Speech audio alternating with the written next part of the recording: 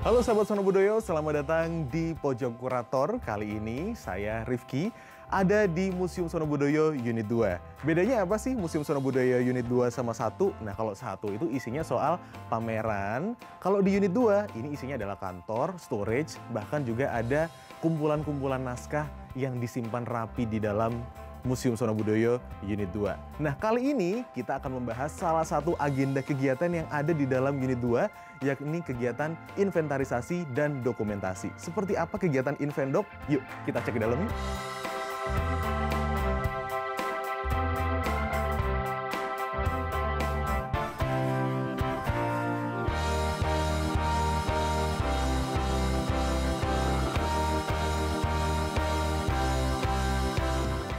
Halo sahabat Sono Budoyo, kali ini saya sudah berada di ruang transit koleksi. Kali ini kita akan membahas topik yakni inventarisasi dan dokumentasi. Kita akan perkenalan terlebih dahulu. Yang pertama ada Mas Asdatu. Mas Asdatu. Sebagai apa Mas Asdatu? Saya sebagai Registrar dan kurator. Oke. Berikutnya ada Mas Aryo sebagai registrar dan juga kurator, berada di inventarisasi dan dokumentasi koleksi Museum Sono Budoyo. Oke, Mas Datu dan juga Mas Aryo, kita boleh bercerita dulu nggak sih Mas, kegiatan teman-teman Invendok sendiri di Museum Sono Budoyo ini seperti apa sih? Boleh dijelasin? Yang pertama Mas Aryo. Invendok itu adalah inventarisasi dan dokumentasi. Jadi pada intinya kegiatan Invendok itu adalah pemberian identitas pada koleksi, baik itu nama maupun nomor registrasi maupun nomor inventaris. Oke, bagaimana tuh Mas prosesnya sendiri ketika kita ingin memberi nama, memberi label dari sebuah koleksi di teman-teman Invendok ini? Jadi langkah pertama itu kita pertama-tama kita survei koleksi yang ada di storage dulu ya, semua koleksi kita survei, terus lalu kita kelompokkan ke dalam kelompok-kelompok yang sudah kita susun sebelumnya. Jadi di museum ini ada 10 kelompok besar koleksi. Ada geologika, biologika, etnografika, arkeologika, historika, numismatika, filologika, kemudian keramologika, seni rupa, sama teknologika. Itu pun nanti setiap satu kelompok besar itu masih disub-subkan lagi ke dalam kelompok-kelompok. Misalnya saja arkeologika, jadi ada kelompok prasejarah, klasik, Islam dan kolonial. Oke, jadi ada kategori yang spesifik ya Mas ya, yang dilakukan sama teman-teman Invendok sendiri. Nah, dari kegiatan-kegiatan tersebut, alat-alatnya nih Mas, mungkin boleh diceritain nggak sih Mas, yang dipakai untuk mengkategorikan dan juga menjalankan aktivitas Invendok sendiri? Mungkin Mas Datu ya, boleh bercerita. Kalau alat-alat sendiri itu kan seperti ini ya, Invendok kan dokumentasi. Jadi yang jelas itu ada kamera. Ada kamera. Ya, kamera, terus ada lensa tertentu seperti lensa makro itu untuk pemotretan koleksi yang nanti lebih detailnya. Ada yang wide nanti yang untuk koleksi yang mungkin agak lebih besar, yang untuk mencakup seluruh koleksi. Terus pemotretan juga itu nanti juga ada beberapa sisi. Jadi sisi depan, belakang, samping, atas, bawah bisa dimasukkan ke ini, bisa dipotret. Terus Invendok ini juga ada sistemnya sendiri. Ada sistem Invendok sendiri. Oke. Sistem, boleh dijelasin Mas sistemnya? Namanya sistem informasi koleksi yang berbasis web. Tapi sementara ini sistemnya ini masih lokal. Jadi harus terkoneksi terlebih dahulu ke jaringan yang ada di museum. Oke. Jadi khusus di lokal museum aja ya Mas? Iya, sementara masih untuk lokal museum. Oke, berarti kalau misalnya sementara masih lokal museum, bakal ada rencana untuk bisa diakses dari masyarakat luas berarti Mas? Mungkin kedepannya nanti bisa di online kan lah istilahnya, bisa diakses dari luar. Berarti kayak digitalisasi gitu ya Mas ya? Oke, ini kamera banyak banget, ada mikro, ada makro juga sendiri. Kegiatan ketika mengambil gambar koleksi sendiri, apakah juga dilakukan di ruang koleksi ini juga Mas? Fleksibel sih Mas, tergantung kita ada koleksi yang mungkin yang besar, kita nggak bisa memindahkan karena untuk perlakuan ke koleksi itu kita harus hati-hati. Ya, jadi semisal koleksi itu terbesar ya kita harus fleksibel, kita mungkin yang ke ruangan koleksi, storage koleksi. Kalau kecil kita akan dibawa ke studio fotonya. jadi mengikuti besarnya koleksi ini sendiri. Ya, kalau kecil mah bisa dibawa ke sini, tapi kalau besar ya kitanya yang menyesuaikan ke koleksi juga ya. Tapi dengan SOP-nya sendiri tetap ada harus SOP-nya tetap harus perlakuannya tetap sesuai prosedurnya yang ada. Perlakuan sendiri, perlakuan khusus ataupun SOP khusus yang ketika teman-teman Invendok lakukan nih Mas, ketika lagi mendokumentasikan koleksi, seperti apa sih Mas? Yang paling pokok itu pertama kita adalah memakai sarung tangan. Memakai sarung tangan. Ya, itu SOP wajib ketika siapapun pegawai museum, bukan hanya kita sih, kurator juga. Kalau memegang koleksi itu harus memakai sarung tangan. Dan sarung tangan itu pun tergantung nanti dari jenis bahan atau bentuk atau dimensi koleksinya. Okay. Sarung tangan yang pertama. Iya, ada dari yang kain, latek, seperti itu. Jadi dari kita memegang pun juga harus menggunakan sarung tangan sebenarnya untuk menjaga agar koleksi ini tidak rusak gitu Mas. Iya, karena ya memang kita kalau pekerjaan kita kan dituntut kehati-hatian Mas. Iya. Jadi kita juga memegang koleksi itu harus hati-hati, seperti memegang hatinya adik. Seperti memegang hatinya adik, koleksi pun juga harus dipegang secara hati-hati pula. Oke, Mas, boleh diceritain juga nggak sih alur ketika ada sebuah koleksi ditemukan atau mungkin ada koleksi yang dihibahkan ke Museum Sono Budoyo? Kan pertamanya harus melalui teman-teman Invendok nih, ibaratnya kan harus mendatabase nih. Nah, ini boleh dijelasin nggak nih Mas alurnya? Misalnya ada masyarakat yang menghibahkan, terus kita menginvendok, kita sebenarnya nggak langsung menginventarisasi dan mendokumentasikannya. Tapi kalau ingin diinvendok, benda itu harus ditetapkan dahulu dengan keputusan kepala museum, itu baru bisa kita invendok. Selama belum ada ketetapan dari kepala museum, kita tidak bisa. Tapi kalau untuk ranah invendok kita sih, kalau ada orang yang menghibahkan, kita nanti ada pendokumentasian juga, terus ada pembuatan berita acara, kemudian kita juga nanti mengelompokkan. Kita sebenarnya punya storage tersendiri untuk barang-barang hibah dari masyarakat sebelum nanti ditetapkan sebagai koleksi. Dan itu prosesnya bisa makan berapa lama Mas? Itu cepet banget, cuma 1 hari selesai. Satu hari cukup sebenarnya. Ya, tapi kalau untuk koleksi yang sudah ditetapkan atau sudah ada sejak dahulu, ini memang ada beberapa langkah-langkah. Seperti yang pertama yang saya sebutkan di awal tadi, setelah koleksi itu dikelompokkan ke dalam kategori dan subkategori, nanti dari kita membuat penomoran ada 2, ada nomor registrasi sama nomor inventaris. Nomor registrasi dan untuk nomor registrasi kita menggunakan format tahun. Misalnya kita menginput tahun ini, jadi nanti format nomor registrasinya adalah 2020 sekian-sekian, yang itu nomor urutnya. Nah, kemudian untuk nomor inventarisnya itu menunjukkan tadi kategori-kategori yang kita buat tadi. Misalnya ada koleksi gender itu adalah masuk etnografi. Di subnya etnografi itu ada alat musik gamelan, karena gender kan bagian dari gamelan, kayak gitu. Terus selain pemberian nomor, kita juga kalau misalnya belum ada namanya kita sebisa mungkin memberikan nama khusus. Seperti contoh nama khusus ini, sebut apa nih? Seperti contoh Bokor. Tetapi kita seolah-olah kita nggak tahu itu namanya Bokor. Kita kalau nggak tahu nama khususnya, boleh menamai benda itu sebagai wadah. Itu nama umum. Namanya kalau wadah? Nama khusus tidak diketahui, boleh memberi nama umum. Contoh namanya Mas yang sering kali dipakai nih sama teman-teman. Ya wadah tadi. Wadah tadi aja.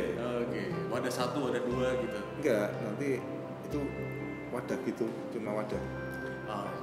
Jadi misalnya gender tadi udah dinamain wadah gitu. Enggak, maksudnya tadi loh, misalnya ada koleksi, nama khususnya adalah Bokor. Tetapi kita seolah-olah nggak tahu namanya itu adalah Bokor, kita belum tahu itu Bokor. Nah, kita boleh menamai koleksi itu Wadah gitu.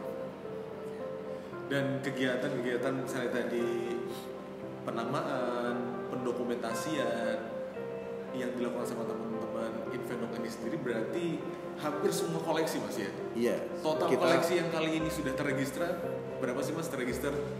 Total sekitar 63.000. 63.000 koleksi Museum Sono Budoyo. Dan itu semua sudah terdatabase tapi masih bersifat lokal. Oke, kalaupun ingin mengakses database itu sendiri berarti bisa datang ke sini mengikuti prosedur-prosedur yang nantinya akan diberikan oleh teman-teman Museum Sono Budoyo. Oke, Mas, dari hasil-hasil kegiatan itu tadi hasilnya apa aja sih Mas selain foto atau tadi penamaan-penamaan itu tadi? Sebenarnya kita masih ada proses lagi. Ada proses lagi? Invendok kayak apa pendeskripsian koleksi. Ini nanti kita bekerja sama dengan para pengampu koleksi dan para kurator. Yeah. Deskripsi ini ada dua macam. Deskripsi fisik maupun deskripsi yang sifatnya ketokohan, kesejarahan ataupun yang berkaitan dengan koleksi. Secara Kalau gitu. iya, kalau kita sih yang menjadi wajib kita kerjakan itu adalah deskripsi fisik. Ini menyangkut hal-hal yang apa ya, istilahnya bisa dilihat langsung dengan mata lah. Iya. Misalnya bentuknya, terus teksturnya, terus ragam hiasnya. Nah, itu harus kita deskripsikan secara rinci. Ada juga nanti yang deskripsi yang sifatnya kesejarahan, ketokohan, tapi ini nggak begitu wajib bagi kita. Tapi kalau misalnya bisa dikerjakan ya dikerjakan. Misalnya aja ada koleksi wayang, terus ada namanya Arjuna. Nah, Arjuna itu siapa? Anaknya siapa? Bapaknya siapa? Ibunya siapa? Senjatanya apa? Kesatria dari mana? Kehidupannya gimana? Kayak gitu. Itu deskripsi tokoh tadi Mas. Iya. Oke. Dan setelah proses deskripsi tadi apa yang dilakukan? Masih ada lagi proses lain seperti kita mencari misalnya aja asal tempat diperoleh, tahun pembuatan, tempat perolehan, kemudian bahan-bahan yang ada di koleksi itu, menyusun koleksi itu. Yeah. Kemudian ada lagi informasi-informasi lain kayak apa itu namanya, dimensi. Nah, untuk pengukuran dimensi ini kita menyesuaikan koleksi. Jadi yang memungkinkan untuk diukur kita ukur, misalnya panjang, lebar, tinggi, diameter, bahkan berat. Jadi kita punya ada timbangan yang besar, timbangan yang sedang, bahkan ada timbangan yang bisa mengukur beratnya itu 11 digit di bawah koma. Ini untuk koleksi-koleksi yang mikro gitu Mas. Iya. Ini alatnya seperti ini. Ada ya, nanti bisa diambil gitu ya. Maksimal 220 gram. Maksimal 220 Maksimal. gram. Biasanya kalau misalnya koleksi-koleksi yang mikro seperti itu, apa Mas contohnya?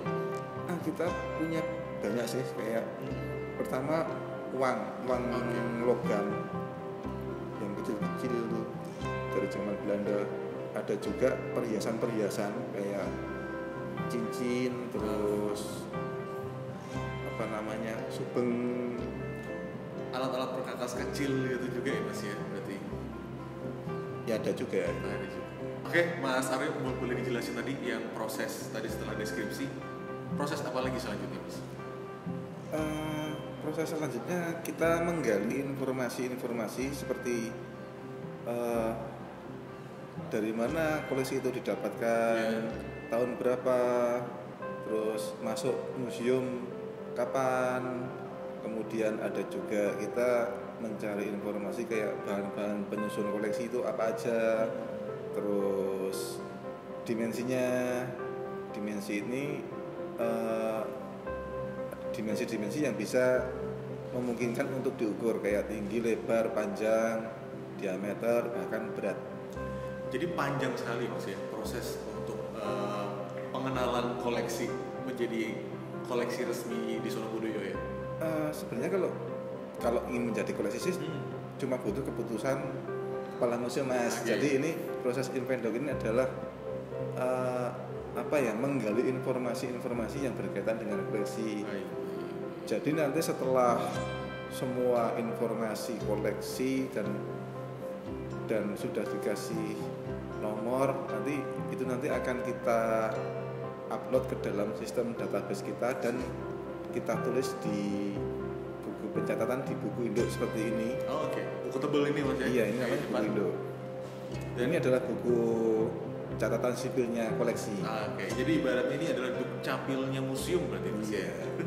Bisa dibilang kitab suci juga Mas. Kitab suci juga ya Mas. Kitab Karena sucinya ini koleksi. Pedoman utama. pedoman utama ya Iya. dari koleksi nomor 1 sampai 6.600 sekian tadi juga di dalam buku ini sendiri. Oke, tadi kan ada buku ini, ada juga sistem database. Mas Datu boleh diceritain Mas sistem database? Sistem untuk koleksi database sendiri itu kayak gini? sebenarnya ada 3 level. Iya. Yang pertama itu admin, yang kedua itu user yang bisa istilahnya apa ya? Ya kayak di bawahnya admin dan yang itu cuma pengunjung biasa. Jadi kalau kita ingin input itu harus ada akun dulu. Nanti bisa admin yang buat itu. Kalau admin itu bisa menambahkan dari contohnya kayak bahan itu yang menambahkan admin. Dan kalau user biasa yang input itu cuma hanya bisa menambahkan ini. Cuma menambahkan data koleksi aja. Tidak bisa menambahkan kategori koleksi, ruang koleksi, bahan koleksi dan sebagainya. Dan user biasa itu cuma bisa mengedit saja, yang bisa menghapus data koleksi itu hanya admin. Jadi bedanya adalah di hal apa saja yang bisa dilakukan di database itu sendiri Mas ya. Kalau tamu sendiri bisa melihat itu semua ya Mas ya. Tamu bisa, asalkan dia cuma terkoneksi aja ke jaringan internetnya di museum. Gak usah login, nanti bisa langsung, misal pengen cari koleksi apa misalkan gender itu kan bisa langsung ketik aja nanti keluar gender. Ada beberapa sih nanti keluarnya koleksi yang dicari aja. Koleksi yang dicari. Jadi ketika kita penasaran terhadap suatu koleksi yang mungkin ada disimpan di Sonobudoyo, bisa langsung datang ke sini, bisa melihat langsung secara di database itu sendiri. Bisa. Di jam kantor pastinya Senin sampai Jumat nanti. Oke. Soal sistem udah. Saya mau menambahkan Ada lagi boleh ya. ceritakan Mas? Kita nggak hanya cuma di sistemnya berbasis web aja, kita ada di sistem yang Android, berbasis Android. Oke, ada sistem berbasis Android. Kan kita setelah semuanya proses input data semua sudah masuk ke sistem, itu bisa kita outputnya ada seperti label ini yang tertempel di koleksi. Oke, boleh dilihatin ke kamera Mas? Jadi nggak cuma label ya. Iya. Jadi output ini ada 4 macam kartu. Ada berapa macam? Ada kartu registrasi, kartu inventaris, kartu simpan, sama kartu label. Yang ini adalah namanya kartu label. Yang tadi itu yang adalah kartu tempel di koleksi. Oke. Dan ini kartu label bisa terotomatis ke sistem Android. Bisa. Ini yang tertera di sini ada nomor registrasi, nomor inventarisasi, dan juga nama, dan juga ada barcode-nya. Ada barcode. QR code-nya. Nanti bisa di-scan dengan aplikasi Android yang dibuat oleh museum. Oke. Jadi itu kita bisa scan barcode ini dan nanti informasi semuanya ada di sana. Oh. Di sana juga bisa edit, mungkin ada penambahan deskripsi atau gimana, itu bisa diedit langsung di sistemnya Android ini juga bisa. Mempermudah kita untuk mengakses juga berarti Mas ya Iya, dengan adanya sistem Android itu sendiri. Selanjutnya ada sistem apa lagi nih Mas yang bisa untuk mengakses dari koleksi sendiri? Kalau sistem sementara masih seperti ini sih Mas. Mungkin nanti ada pengembangan lain bertahap sih Mas. Bertahap Iya. Mas ya. Aplikasi Androidnya sendiri berarti ada di Play Store gitu?